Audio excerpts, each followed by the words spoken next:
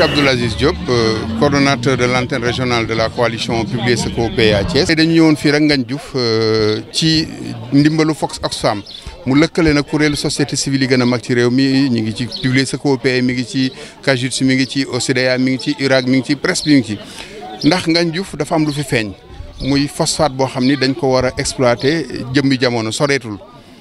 léegi nag population amoon njàqare ndax la ñu doon dégg faneen muy Kédougou muy Thiès muy Matam fi amoon njàqare mais comme ñun société civile mooy dànkaafu mooy alerter mooy veiller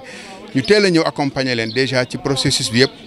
ba entreprise bi déjà nangu nañu ñoom seen siège social ne fi lañ koy def loolu mu nekk jéego bu rëy. beneen bi tam mooy jotaguñ sax permis bi leen état war a jox waaye population yi si boppam fi ñu toll nangu nañu projet bi. maanaam dinañ ci gis seen bopp am nañ ci yaakaar daal léegi nag bu ñu yem foofu dañu continuer gunge population yi parce que nit ñi suñu xamee rek dañuy adhérer dafa am lu ñu naan quitus communautaire loolu moom population yi joxe nañ ko tey jii ndax soo dégloo ñi wax ñëpp muy waaso yi muy parti politique yi parce que xamoo sax ku bokk fenn ñëpp d'accord ni projet mën a jur njariñ fii nag li tax mu doy waar mooy zone bi dafa nekk zone bu historique parce que ñu ngi ci xolu Kajoor. tey Njaarnde fii la Serigne Touba ak maam El Hadj Malick daje woon maam El Hadj Malick def fi juróom-ñaari at Mbul fi la nekk Deqale fi la nekk am fanweeri dameel ak ñett yoo xam ne installé nañ leen fi am ci ay kilifa yu mag yu ñu fi suul donc yooyu mu nekk ay population dañu am njàqare naan est-ce que duñu fi jëlee xam nga ñoom dañu attaché wu ci seen valeur ak seen culture en plus dalal na seen xel ne leen benn village bu ñu naan Ngassama kooku moom dinañ ko toxal sa lépp ci waxtaan la nekk ba juboo mais fii ak fukki at. yaakaar ñu jëlee benn village mais dinañ continuer di gunge di taxaw population yi parce que lii tam mooy defar réew fexe ba état secteur privé société civile population di ànd di waxandoo parce que lu ñëpp bokk dañ koy waxtaanee mais waxtaan wi rafet na trop def na ci dal c'est yaakaar am na sa Oxfam aussi jël na engagement fas yéene gungewaat communauté yi. jaarale ko ci coalition beeg kuréelu société civile yi pour gunge leen di sant aussi presse bi ci taxawaay bi ñu taxaw loolu daal lañ amoon tey ci forum bi. wolof donc man la Alioune Fall directeur de la mine de Cefos. donc li ñu fi indi tey mooy dajale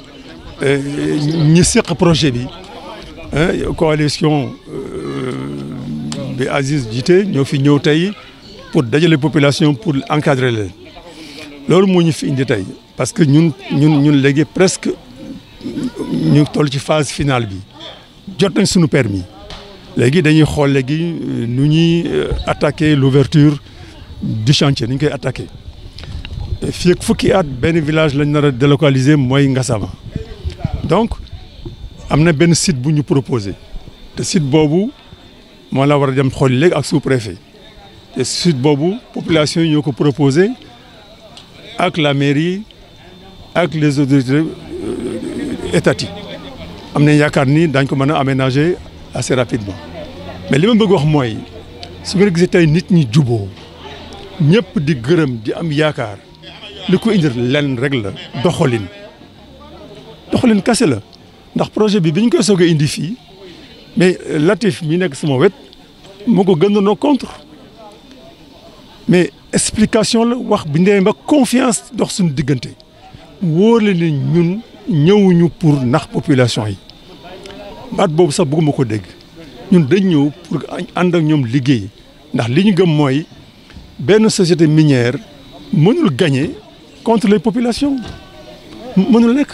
jàmm ci lépp xaj te ba léegi ñoo ngi liggéey bu rafet bu ngeen déggee nit ñi wax ngeen am na yaakaar ni que ñii li ñuy wax gëm nañ ko loolu lañ yaakaar gëm nañ ko et puis encore aussi autorité di ñu accompagner. le préfet le sous-préfet di ñu accompagner du ñu def lenn te jaaruñ ci ñoom lenn ko def jarum donc loolu ñoo ngi ci am yaakaar bu baax daal nii yàlla na yàlla. waaw xam nga ñun dañu def li naan charte loo xam ni amul benn société minière bu ko mës a def parce que boobu bi ñu amee permis de recherche coow yi commencé jóg avant audience publique bi directeur général génne benn charte engagement. ni maa ngi engagé wu bis bu ma installé woo nii laay doxalee ak population yi te boobu amaguñ permis donc loolu moo rassuré population yi donc am nañ engagement pour appuyer jigéen ñi GPF yi am nañ engagement pour dimbali jeunes yi am nañ engagement pour dimbali population ci wàllu santé wàllu éducation wàllu élevage intensif yooyu yëpp dañ koy tëral waxtaan ak population yi ñu xool ku nekk projet bu am nga indi ñu xool nu ñu koy financer. Voilà. Projet bi 6800 hectares la 1800 hectares la bu dee ndàmpaay yi impenses yi moom dañ koy fay au fur et à mesure fii mu ne impenses yëpp fay nañ ko léegi dañuy continuer waaw phase prospection dañuy continuer nag fu ñu am impense rek ñu fay ko parce que ba léegi la recherche continue waaw ndax am nañ ay sondage mais doyul des na donc dañuy continuer la recherche mais lu ñu am dañ koy fay du xaar. waaw asalaamaaleykum wa rahmatulah Abdou Latif Diène la secrétaire municipal lu commune Ngandiouf.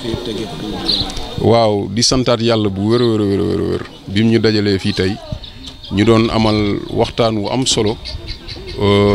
boo xamante ne sabab bi moo nekkoon ñu dajale acteurs yi nga xamante ne yëpp dañu ne ci biir commune Ngandiouf muy mairie bi di représentant de l'État muy le sous-préfet muy les organisations de la société civile au niveau local muy les organisations de la société civile les ONG par exemple am nañ tey ndimbalu Oxfam Cajus coalition nationale publique et regroupée d'ailleurs sax Oxfam ñi ngi koy beral cant ak ngërëm ndax ndaje mi mën naa ne ñoom ñoo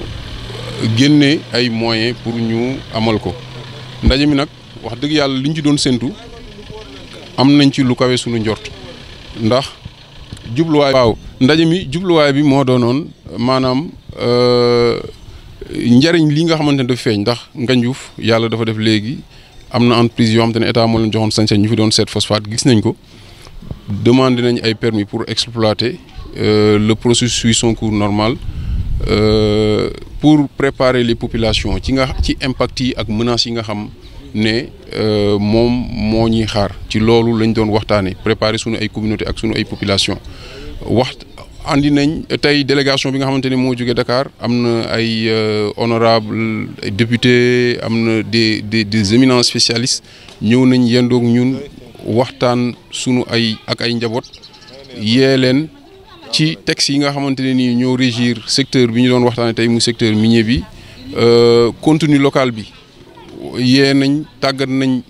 waajal nañ sunu ay njaboot ci pour entreprise bu ñëwee nan lañ war a def ba mën na gën a gis sunu bopp ci liggéey bi leeral nañ tam lan mooy RSE c'est un engagement volontaire des entreprises kon du loo xamante ne nii état dañ de force la maanaam sarax la daal ci seen coobare la ñuy joxe lu leen. waaw maanaam njëlbeen gi li sababoon mbañ gi mooy ñàkk xam ak mbetteel maanaam mbir mi dafa xëy rek daanaka ñëw sunu kaw te maanaam aussi la ñu waroon xam lépp amaana xamuñu ko woon moo taxoon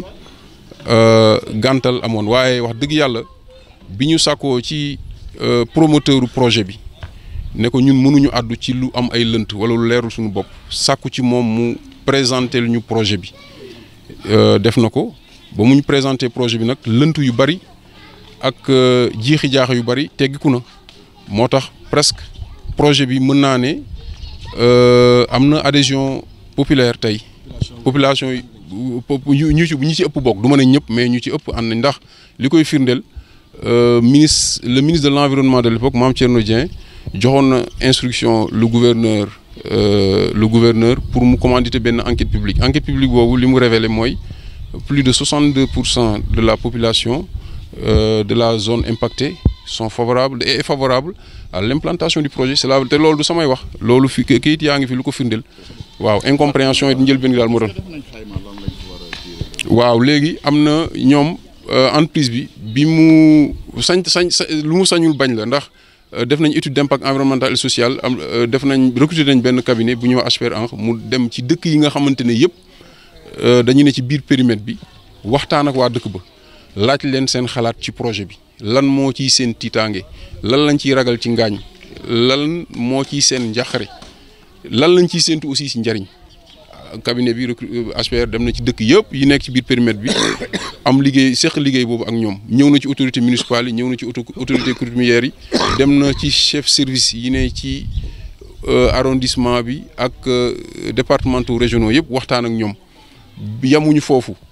am na benn comité technique boo xamante ne service technique déconcentré service technique régionaux yëpp ñu nga ci biir daje nañ càmbar document bi la ci nekk ci ay njuumte wala ay rëx-rëx sàkku nañu ñu jubanti ko ba si la ñu convoqué audience publique bi ñu convoqué audience publique tam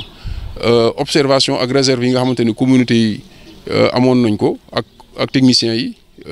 cabinet bi jël na ko en compte ak promoteur bi fi ñu toll nii daal wax dëgg yàlla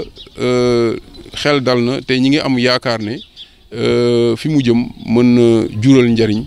communauté yi ak Sénégal.